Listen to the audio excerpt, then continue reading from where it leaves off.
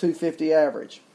Other games, don't go to the Dodgers. That's a 10 o'clock game. The D-backs are playing the Phillies again today. Duplantier, the rookie, I've got let's see, I have a little bit of information on batters against him. And Arrieta, no one for Arizona has had 10 at-bats or more, so nothing there. The D-backs are 35-32. The Phillies, 37-29. So that game at Citizens Bank Park in Philly begins at 7:05. And statistic-wise, David Peralta is 5 for 22 in his career against against Arrieta. I have no stats against Duplantier. The other statistics, this one's close because he's had some walks, but Eduardo Escobar, 3 for 8. That's a very small sample size. I don't give much credence to that, but I do give credence to the fact that Escobar hit 2 home runs and a triple last night.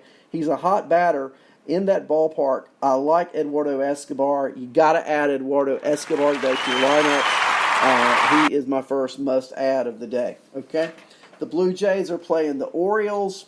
That's Thornton against Means. I have no statistics for you there. The Cardinals are in Marlins Park. Dakota Hudson against Hernandez.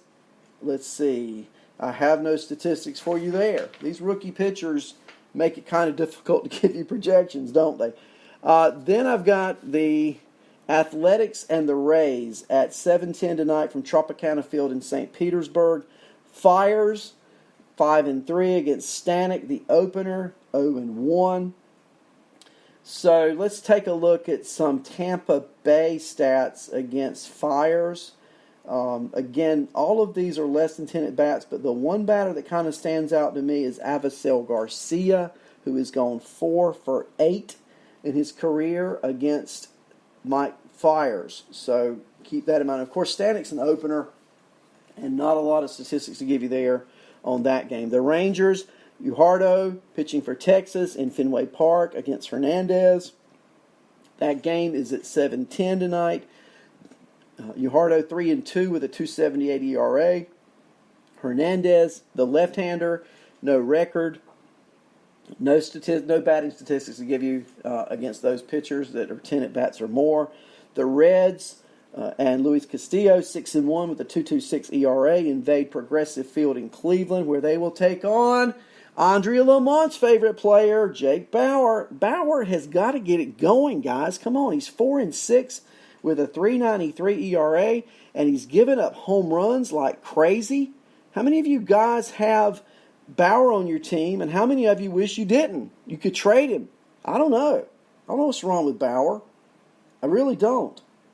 I don't have any statistics on Cleveland hitters against Castillo except for one.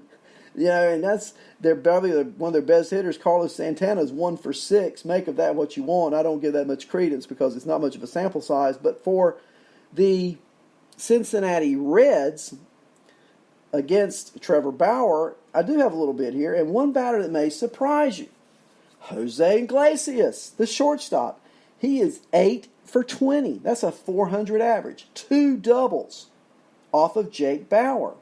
So I offer you Iglesias, if he's playing today, as a player that you may want to add for daily against Trevor Bauer.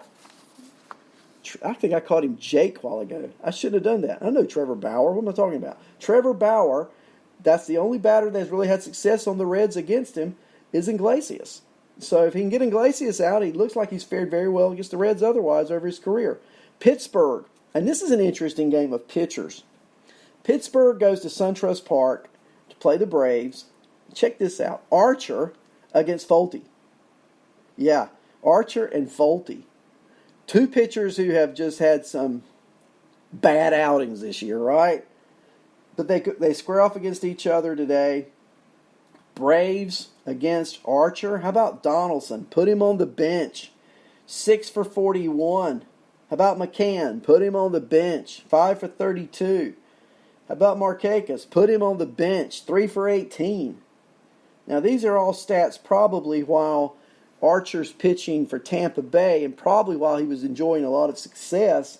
But Braves hitters overall, the whole team, okay? Now, those are only at-bats that really matter with an adequate sample size. But their 141 at bats and only 24 hits. That's a 170 average. Archer has pitched pretty well in his career against Atlanta. What about Folty against Pittsburgh? Not so much. Now, Sterling Marte has walked a couple times. He's 3 for 9, and Marte's been hot lately, don't you think? I mean, you look at Sterling Marte against the league, and, in drafts, I think he went greatly underappreciated. I really do. But on the season now, he's up. A few weeks ago, it wasn't long ago, in May, he was hovering around 210. He's now hitting 289. 38 runs scored, 9 home runs, 30 RBIs, 11 stolen bases.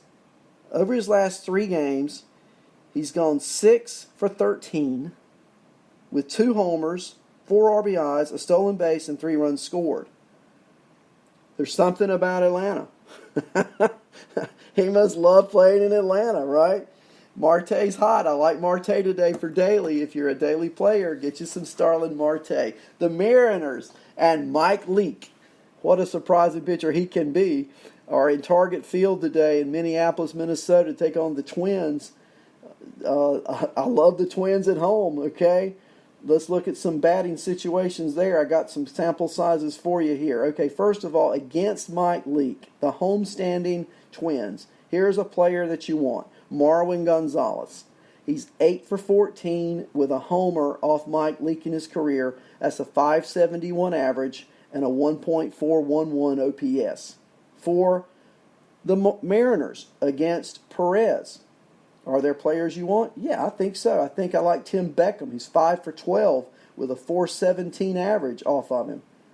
I think I also like Kyle Seager, who's 17 for 52. That's a 327 average and 4 home runs.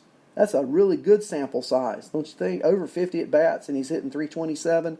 Yeah, I like Kyle Seager. I like Kyle Seager a lot. He's on my fantasy team today in daily. And then we've got the Nats at the White Sox, guaranteed field in Chicago. Patrick Corbin, 5-4 against Manny Banuelos, 3-4. And Banuelos has just been a gas house. I look for Washington to continue to roll. I like Victor Robles today in that lineup. I like Turner today in that lineup. I like Howie Kendrick. I like any right-handed batter that Washington starts today against Manny Banuelos. I just do. And do I like anybody against Corbin? Well, Yonder Alonso is 4 for 10 in his career with a couple of walks. That's a 400 average, a 455 OBP. So Yonder Alonso, who has struggled this year, and I know it's a lefty on lefty, but apparently he sees the ball pretty well off Corbin. You may want to look at him for daily today. And then we're getting to the final nitty-gritty of the games, the Brewers and Astros. I love me some Astros today, guys, okay? Maybe look at stats here. Yuri Peralta, 3-2 with a 5.11 ERA against Peacock, 5-3. Give me some Astro bats in that game at home against the Brew Crew. And Peralta, yeah, I love the rookie. I love Alvarez to go off again today. I tell you a player that's been struggling lately, and I look for him to get back on track. We'll see how it goes. Their outfielder that they got over in the offseason, Michael Brantley. Brantley has gone 2 for his last 17. But he is batting .317 on the season, 30 runs scored, 10 home runs, 38 RBIs, 3 stolen bases. I look for Brantley to get back on track today against Peralta at home in Minute Maid Park in Houston.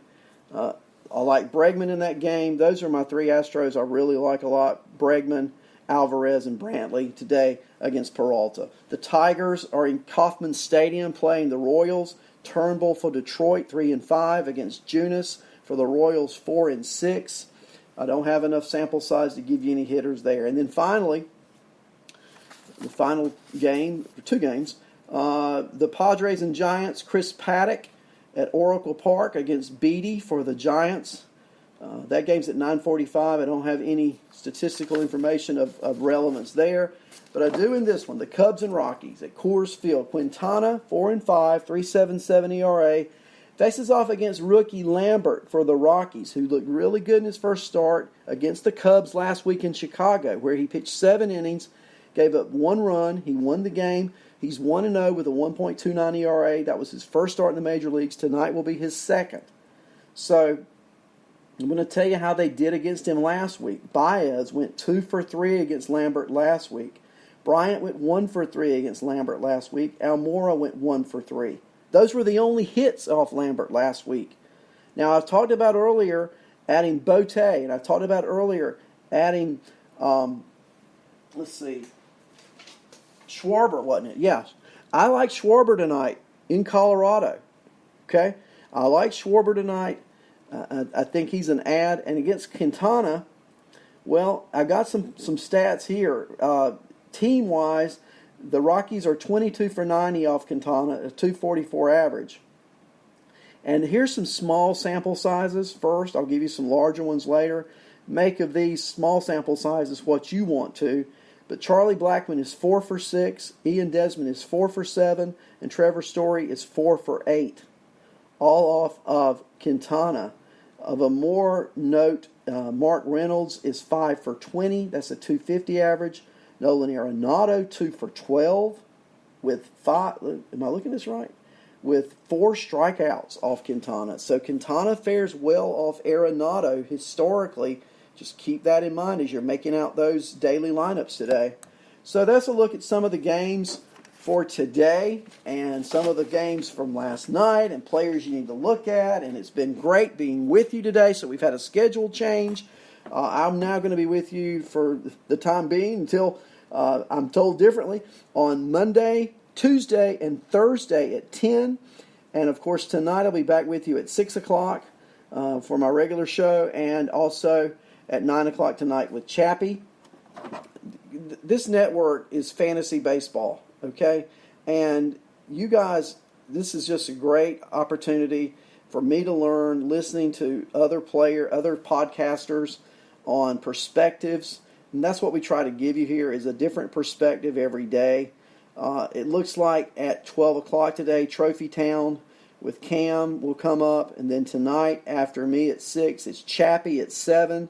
The schedule shows Lenny at 8. Chappie and I are back at 9. And then Easy Kill in at 10 o'clock tonight with the Roundtable. Guys, thank you for being with me today. Listen to some baseball. The Yankees and Mets kick it off with one afternoon game at 1:05. We'll talk about that at 6 o'clock tonight as well. We'll find out about Bichette, okay? I'll try to fill you in some more on that and some other things too. Join us. Stick with your podcasters, watch some baseball, and have a great day from Arnie's Fantasy World of Sports.